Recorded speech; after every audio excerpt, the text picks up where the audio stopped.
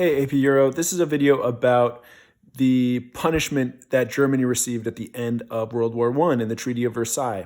And the way that I think about how Germany was hurt and humiliated and defeated, think back to how Germany treated France after the Franco-Prussian War. And it's actually pretty similar.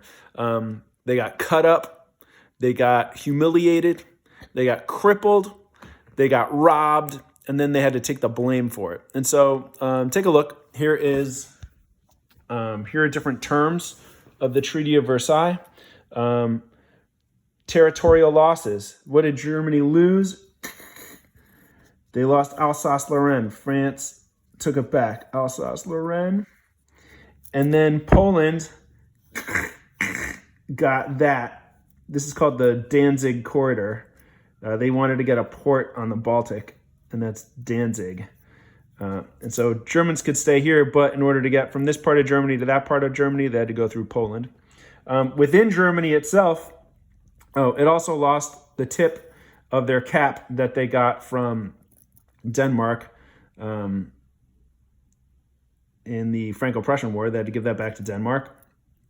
Then within, they weren't allowed to move their army to this part of Germany. This is called the demilitarized zone, taking away his arm, his ability to fight back. The DMZ, demilitarized zone, they can't move their army there, and that was known as the Rhineland. So they can't put any weapons there. And then within Germany itself, France got control of a part of Germany called the Saarland. And this is where Germany's coal reserves were. And so France said that they had access to this for 15 years, and Germany couldn't use that coal. Again, think, why is coal important? From the Industrial Revolution, it is a source of energy. And there's usually steel where there's coal as well, or at least iron.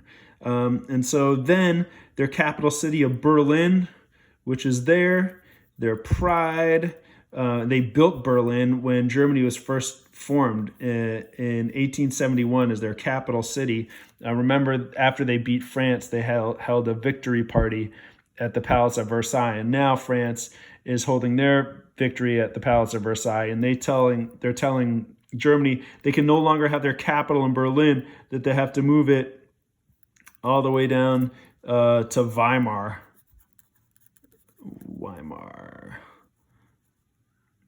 And it becomes known as the Weimar Republic because Germany's new capital is now Weimar. So that's humiliating. These are territorial losses and limitations. All right. They also have military limitations. Not only do they have this demilitarized zone, but they have to limit their army to 100,000 men. Okay? And those 100,000 men can only protect the borders and provide security inside and domestic security. They're trying to destroy German militarism. However, are the other countries also limiting their army? No, they're surrounding Germany with much larger armies. So they have a limitation there. Also a limit of no air force and a drastically reduced navy. Drastically reduced navy. And those are military limitations that Germany faces as a result of this treaty. Reparations. Germany has to pay for all the damage that they've done during the war, which is 132 billion gold marks. 132 bill. Think back to the Franco-Prussian War. Remember, the French had to pay over 3 billion francs, and now the Germans have to pay 132 billion marks, which is the equivalent of 367 billion US dollars. So 367 billion in today's dollars. So that's a lot of money that they have to pay. So they're getting cut up or partitioned. They're getting humiliated, then crippled and robbed. And then finally, one of the most humiliating parts is that they have to say the war was their fault. They're at fault for starting the war. Were they at fault for starting the war? Of course not. We've already been through that. And at the end of this video, I want you to tell me who was actually at fault for starting this war, or what was at fault for starting this war, and why this treaty is such an abomination and so humiliating. And this was the goal of Britain and France, to punish and humiliate Germany. And they successfully did it. The last thing I want you to look at right here is, check out this cartoon. This was made by a British cartoonist named Will Dyson in 1919. And you can see right here, here's the big four at the Treaty of Versailles. There's Woodrow Wilson, there's George Clemenceau of France, there's David Lloyd George of Britain, and in the background, who's not getting much love, Vittorio Orlando of Italy. And these look almost like monsters, right? Like Frankenstein. And the text says, curious, I seem to hear a child weeping. The tiger says that. The tiger was the nickname of Clemenceau, the leader of France. And so you see this naked child over here. And on the ground, it says peace treaty. Why is this peace treaty on the ground? Well, as we've seen, this peace treaty is not a treaty for peace. It's a treaty for humiliation and revenge. And remember this idea of revanchism that the French had at the end of the Franco-Prussian War. Germany is going to be driven by this need for revenge. And so this peace treaty, why is it on the floor? Because it's dirt, it's trash. It's going to actually lead to war in the future. And so right here, this says peace and future cannon fodder.